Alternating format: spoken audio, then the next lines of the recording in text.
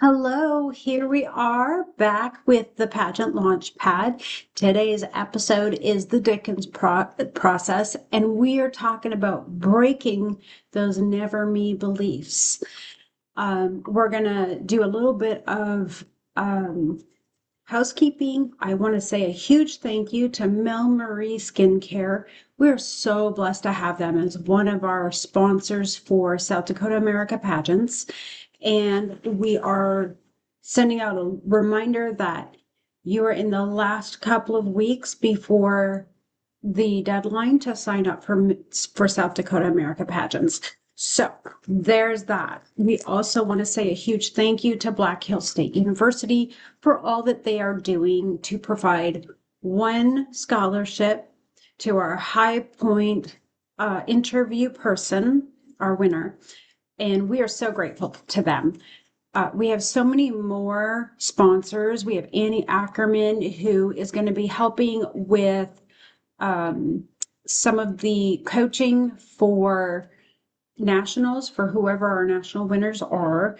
And we're very thankful for her. So thank you, Annie. We really appreciate you. Now, today we're doing something a little bit different. Okay, it's a lot different, but it's something that might just change your life, not just your pageant journey, but literally your life. Have you ever caught yourself saying, and I know I have, I could never do that, or that's not for me, or women like me don't compete in pageants? So that is the theme of some of the women that we want to touch. Yes, we want to touch pageant girls who are already in it and they're already growing, they're already learning. But we also want those women who don't think that they're pageant material, that don't think they're enough, that have the potential to step out of their comfort zone and compete. We want to help women who just don't believe that they were designed to compete in a pageant. So today we're going to shatter those beliefs, and we're going to use a powerful technique called the Dickens Process. So fair warning, this episode is going to get real, it's going to get emotional, and it's going to require you to be brutally honest with yourself. But if you're ready to break through whatever's been holding you back, not just in pageantry, but in life, stay with me on this, okay? Some of you have your journal, some of you are taking notes, so grab those notes and grab that journal, and let's get to a quiet place where you won't be disturbed, and let's do this together, okay? Are you ready? All right. The Dickens Process was created by one of my favorite mentors, Tony Robbins, and it was named after Charles Dickens, The Christmas Carol. You remember Scrooge and how he was visited by three ghosts. And I think they did a more modern version where there was a guy and he was visited by three girlfriends, past, present, and future. And what he saw was so powerful that it completely transformed him overnight. He had that wall hit that is required for change to happen. So that's what we're going to do today. We're going to visit three versions of your story. Let's start with the past, how your limiting beliefs have cost you. Then we're going to go to the present, what they're costing you right now. In the future, what they will cost you if nothing changes. Here's the truth. Your brain is wired to avoid pain more than it seeks pleasure. Knowing that you should do something isn't enough. I should do this, I should do that, I should go here, I should go there, I should talk to this person. We should ourselves. You need emotional leverage. There has to be a physiological and an emotional change that happens in order for you to move out of where you're at and into where your next step lays. You need to feel in your bones why staying here in this spot is no longer an option. This is about growth. The belief that we're targeting today, I'm not pageant material, or women like me don't do or win or whatever in pageantry, whatever that never me is that you've been carrying. So let's break it, what shall we? Before we dive in, I need you to commit to being honest with yourself. Not Instagram honest, not Facebook honest, not put it in a positive spin on it honest. We want raw, uncomfortable truth. Telling yourself the honest truth. And here's what you'll need. You'll need your journal, your pen, 20 minutes of uninterrupted time, and permission to feel whatever comes up. That connection, that lover person, the lover woman in you has to be connected in this moment, okay? Courage to face what you've been avoiding. You got to have that for this. So the belief we're examining, think about the limiting belief that has kept you from competing, or kept you from going for your promotion, or kept you from winning the pageant or winning that promotion, or starting that business. There's lots of business owners or women who have a dream to be a business owner. Women, what is it that's keeping you from living authentically? Who you are rather than who you think people want you to be. For most of you watching, it's some version of I'm not enough, or that's not for me. So write it, whatever that is your limiting belief. I want you to write it down. So an example is, I'm not the kind of woman who competes in pageants, or I'm too old, or too heavy, or too unconventional, or too whatever. For me, it was, I'm not enough. For me, it was, well, I've always been told I'm not pretty. I've always been told that I'm not graceful enough, or I'm never going to win because whatever. I always thought I'm never going to win because I'm too abrasive. I'm never going to win because whatever. Fill in the blank. Okay, so do you have it? Is it on your paper? So let's time travel now. We're going to close our eyes just for a moment. We're going to take a deep breath. Hold it and then let it go. So I want you to go back, not just to yesterday, but I want you to go back years. When you first started believing that you weren't enough, that you weren't whatever it was that you wrote on the piece of paper. When did you first tell yourself that phrase, I'm not enough? It'll never be me. I can never win. I can never be strong. I can never overcome this situation, whatever it was. Think back to when you first started believing that. For me, I had to go back decades because I'm 56, and all that garbage started when I was a child. So, whatever it is, whether you were age 15, maybe between 15 and 20, remember that moment that you wanted to try something bold, and maybe it was modeling, or maybe it was running for class president if you went to school, maybe it was auditioning for a lead role, maybe whatever it was, and you talked yourself out of it. What did you tell yourself, and who did you let define you? Let's take it to your 20s, between 20 and 25. What opportunities did you pass up because you didn't think you were the kind of woman they wanted. The leadership position, the public speaking opportunity, the chance to be seen. Maybe that first was in that time frame, or maybe age 25 to 30. How many times did you watch someone else, someone less qualified, less passionate, less deserving, step into the spotlight while you stayed quiet? Remember how that felt. Keep going through your decades, however you need to. And I'll tell you, I have had to go back to multiple decades as I've grown through all of this and thought, okay, where did this start? Okay, so that started back between age 5 and 10, and deal with that. And then, well, between 10 and 15, and then between 15 and 20. So there might be multiple places. Sorry, I'm going to turn this off. There might be multiple places where you experienced different things that led you to believe that first negative about you. Now, take a moment and journal this. What has this belief already cost you in confidence? How many times have you diminished yourself, or played small, or hidden your light?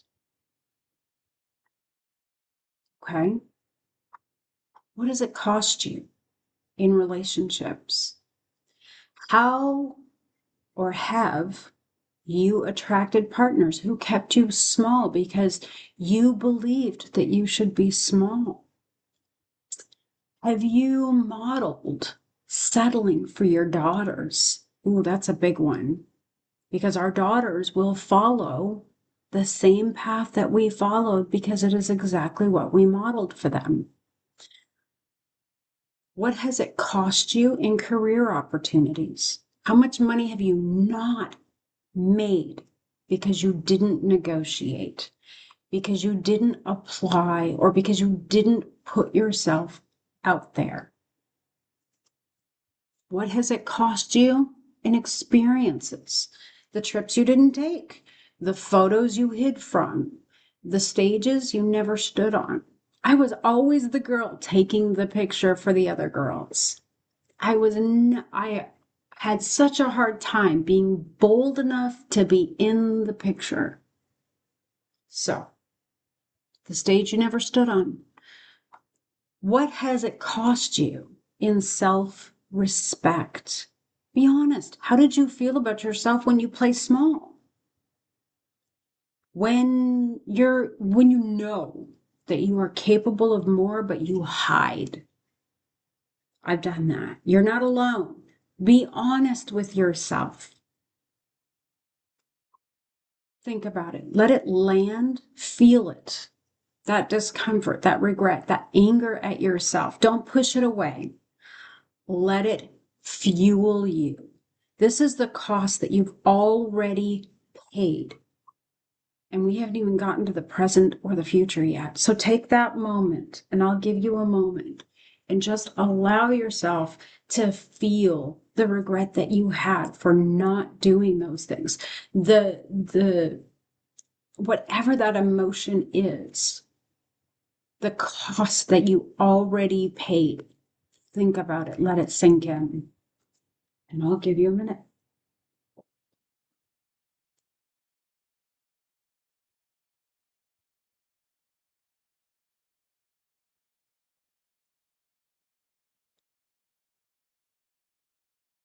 So now that you've felt that, now that you have been honest with yourself and you felt that, let's go to the ghost of present. What is it costing you right now? Bring yourself back to today, this moment, that same belief. I'm not pageant material, or I'm not winner material, or I'm not really sure if I'm winner material, or that's not for me. Women like me don't. And then whatever that is, is it still running your life?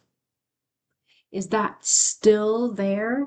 Maybe you grew a little bit and you're not where you still think you should be, or not where you still want to be. Is that thing still running your life? Let's think about what it's costing. Let's look at what it's costing you today. Here's some questions. Get ready. And there is a homework sheet for this. Just send me a message and I'll send it to you. What opportunities are you avoiding right now because of this belief? Some of you are competing this weekend. Some of you competed last weekend. Some of you will compete in the future. Some of you will compete for a position that's maybe coming up, or that you want, but you don't know how to get to it. What opportunities are you avoiding right now because of your belief? For the girls that are considering our pageant in South Dakota, is the application sitting in your downloads folder? Are you thinking, I don't know if that's me. What if I fill this out and it's not for me? What if you fill it out and it's every bit of you? What if you fill it out and you grow from it? What if you come back next year and you have an opportunity to grow and change that narrative that you've always told yourself? The business that you haven't started because who am I to start a business? Who do I think I am to do this thing, to take this opportunity? The relationship you're settling for, maybe because you don't feel like you deserve better. For you single ladies out there, hear this. Ask yourself if the relationship that you're in, and even some of the married ladies, maybe it's just a matter of drawing a boundary and allowing your husband to know, this is what I deserve. Help me get it. Is the relationship that you're in considered settling in your heart because you don't believe you deserve better? How about the body you're in? Neglecting your body because what's the point? I'll never be that size again. I'll never be whatever again. I'll not be pretty enough. Oh my gosh. I was 250 pounds, ladies. 250 pounds. And I did not believe that I could ever get back to my youth, the size that I was in my youth, because my own limited belief. There's a movie that we just watched on the airplane called Nuremberg. And the psychologist in this movie told the narcissistic guy that he was stronger than all of these people believed he was because he could deal with his addiction, his weight, and his heart problem because he was stronger than what they said he was. And when that man realized these people don't think I'm strong enough to do this, he went and did it.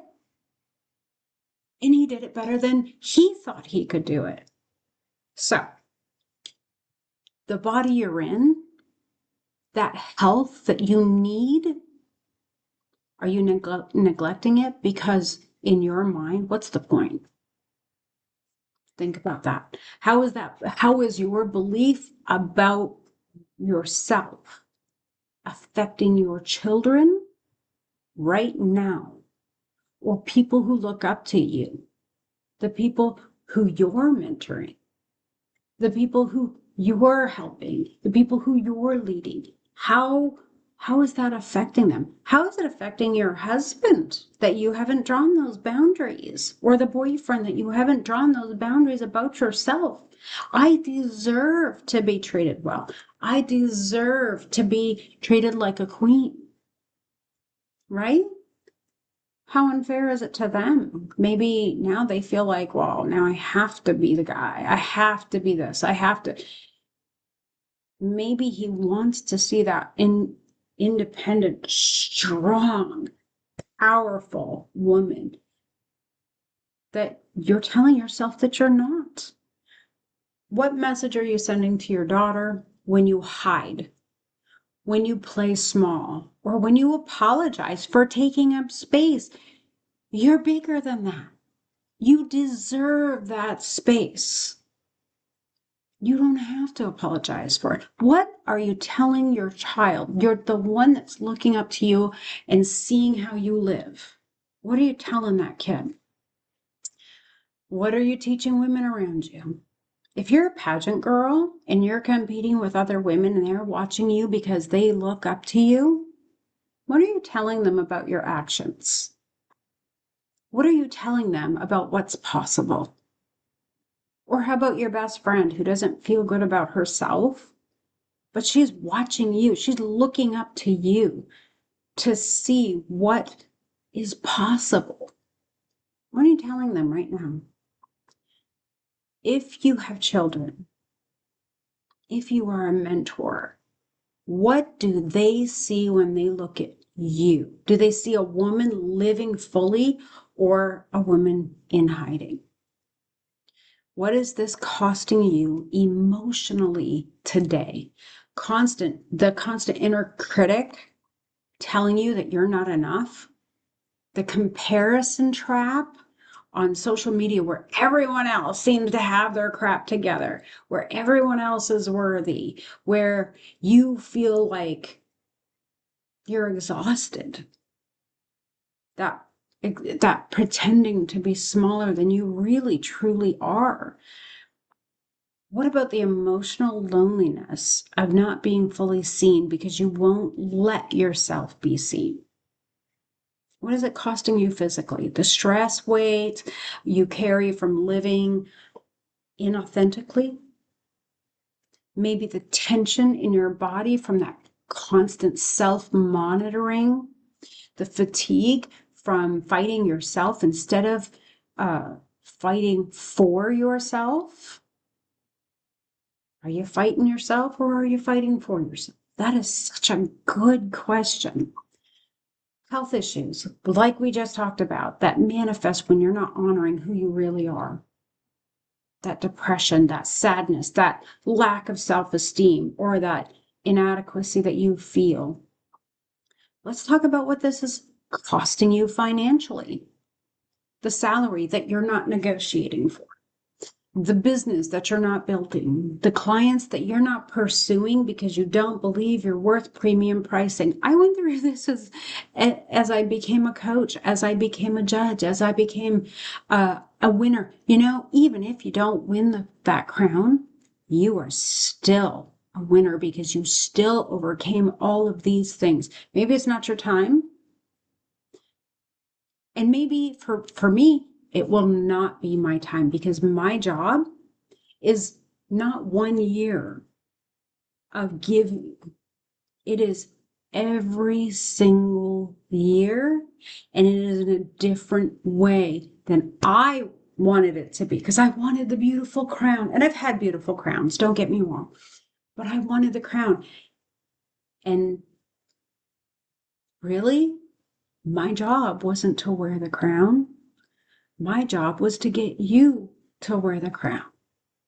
Because for every woman that I talk to, every woman that is part of my mentoring group, every woman who I coach, she gets to wear the crown. And that is so rewarding to me. Okay? So I get it. I get that part of it. I'm worth the premium pricing. Investments in yourself that you won't make. Yeah. Are you invested in yourself? All of the things that you're doing to get to where you want to go, are you truly investing in yourself? And here's the kicker. Every day, you pay that price anyway. Every single day. Not just once, not just when you think about it. It's every morning when you wake up and you choose to believe that you are not enough. You pay that price again and again and again. How much longer are you willing to pay that price?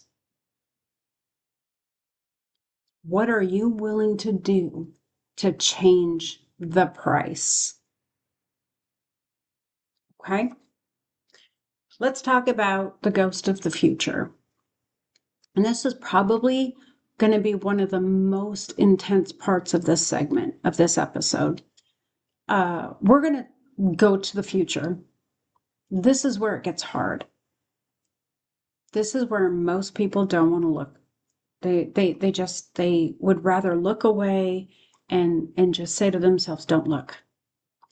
I want you to imagine very vividly that you don't change, that you allow this belief, I'm not pageant material, or I'm not worthy of the crown, or I'm not worthy of the job, I'm not worthy of the whatever, I'm not worthy to have a business. That never me in the future stays with you 5 years from now, maybe 2031. You're scrolling through social media and you see another woman, maybe someone you knew along the pageant road, maybe someone you knew from the job, maybe someone less experienced than you, maybe someone who competed in Mrs. America. She's glowing and she's grown, she's using her title to make real impact. How do you feel in that 5 years? And be honest with yourself. I should have done this and I should have done that and I should have tried this and I should have drew this boundary. We should ourselves to death. And I know that sounds like I'm saying a different word, but really, is it the same word, just spelled different? Maybe you're at a family gathering, your kids or your nieces or your nephews or whoever are there, and one of them says, I want to try something out, but I'm kind of scared. What do you tell them? And more importantly, what have you shown them by your example? And you go to the bathroom and you look in the mirror and you go, I'm 5 years older. I played it safe for 5 years. How do you feel about the woman looking back at you? In 10 years, 2036, you're 10 years older. You're going to your 10 years high school reunion, or you run into an old friend and they ask, what have you been up to? What's your answer? Is it going to be the same old stuff? Thought about doing some things, but never quite got around to it? I'll tell you, the people that I went to school with, and I didn't go to school very often, they see a completely different person now than they ever would have imagined that I became. I was probably the least likely to succeed. I was probably the most likely to be homeless. I was probably the most likely to be a drug addict. I was probably the most likely to be an alcoholic. I was probably the most likely to. And it would have been a negative afterward. But when they look at me now, I am not the same person. I am empowering all the people who were like me when I was that age. So, your body is aged. You haven't invested in yourself or honored yourself or fought for yourself. In that 10-year mark, what shape are you in when you look forward? Not just physically, but mentally and emotionally. What shape are you in? Your career, you've spent 10 more years playing small, not negotiating, not putting yourself forward. Where are you? Passed over again?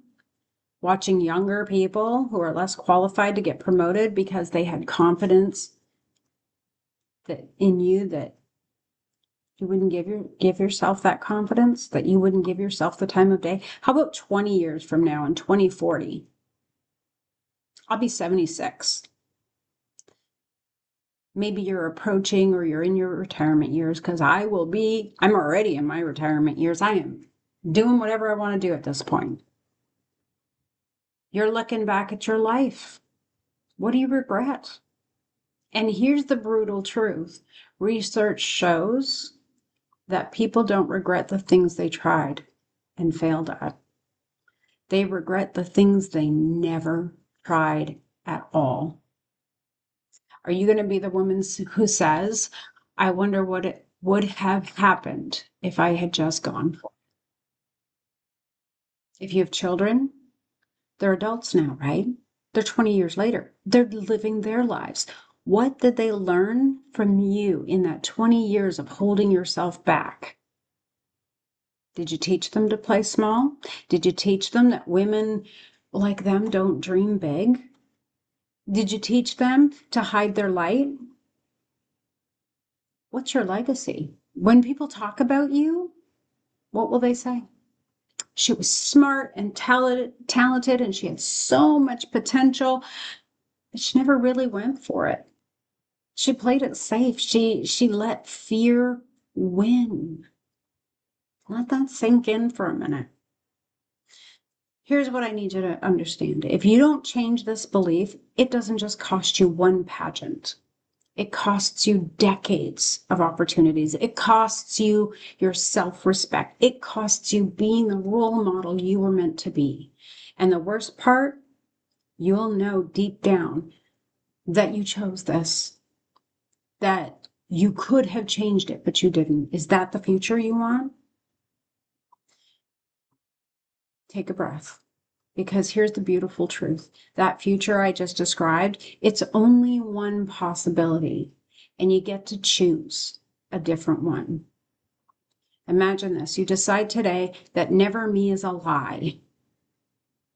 You decide to meet today to say that you are pageant material. You are worthy of that, the promotion or starting that business, not despite your story, but because of it. 5 years from now, you've competed, maybe you've won, maybe you didn't, but you showed up fully. I know I did. You've built confidence that radiates in every area of your life. You've modeled courage for every woman watching. You've used your voice and your platform to make a real impact. You look in the mirror and you respect the woman looking back. 10 years from now, you've built the business, you've written the book, you've taken the stage, your children or the women you mentor have watched you transform, and they believe in themselves because you saw what you could believe in yourself. You've stopped apologizing for taking up space. You've built a life that reflects your actual worth, not your old limiting beliefs. 20 years from now, your legacy is courage, authenticity, impact. Women you don't even know have been changed by your example. You look back with pride, not regret. You know you lived fully. Which future do you want? The difference between these two futures is one decision.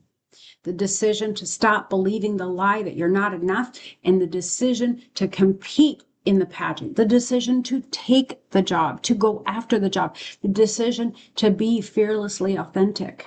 The decision is available to you right now. Here's your assignment. Review what you wrote.